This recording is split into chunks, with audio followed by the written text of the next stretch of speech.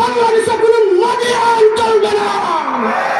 আল্লাহ রাব্বুল আলামিন বলছেন ইন্না বাদশা রাব্বিকা লাশাদীদ। আমি তাকে আজকে এই মাঠের মাধ্যমে যিনি আসতেছেন শাইখুল হাদিস ইবনে শাইখুল হাদিস আল্লামা মামুনুল হক সাহেব, তার বয়ান শুনে যেরকম ভাবে আমাদের ঈমানের পাওয়ার বাড়ে, যেমন ভাবে যুবকরা ইসলামের জন্য এগিয়ে আসে, আগামী দিনে আমরা বুঝতে পারি বাংলাদেশ হবে ইসলামের বাংলাদেশ। আগামী বাংলাদেশ হবে, আগামীর পার্লামেন্ট হবে কোরআনের পার্লামেন্ট। আগামী বাংলাদেশে কোরআন এবং হাদিসের আইন চলবে, বাংলাদেশে কোনো নদী আইন চলবে না।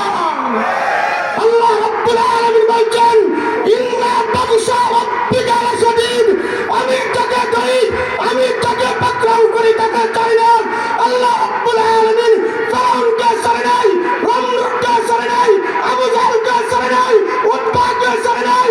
ইনশাআল্লাহ যারা উলামায়ে কেরামের উপরে আঘাত করেছিল আল্লাহ তাদেরকেও ছাড় দেয় নাই।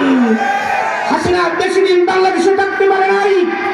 আল্লামা মামুনুল হকের হাতে হ্যান্ডকাপ লাগিয়েছিলেন, নূর হোসেন নুরানির হাতে হ্যান্ডকাপ লাগিয়েছিলেন।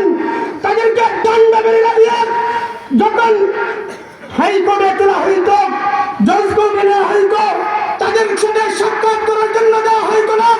ইবনে শাইখুল হাদিস জেল পিছন থেকে বলছিলেন, হাদিসের দরজ দিয়েছিলেন, তার দরজে সেই দিন বাংলার শত শত যুবক কাঁদছিল। আজকে যারা হ্যান্ডকাপ লাগিয়েছিলেন তারা কি দেশে আছে? আছে। তাহলে আগামী দিনে আমরা কাদের পক্ষে থাকবো? ইসলামের পক্ষে থাকবো। সামনে নির্বাচন আসতেছে, সেই নির্বাচনে আমরা কাদেরকে সাপোর্ট করব? আপনাদেরকে ওয়াদা দিয়ে বলতে পারি এই বাংলাদেশের মাধ্যমে যে নির্বাচন হবে সেই নির্বাচন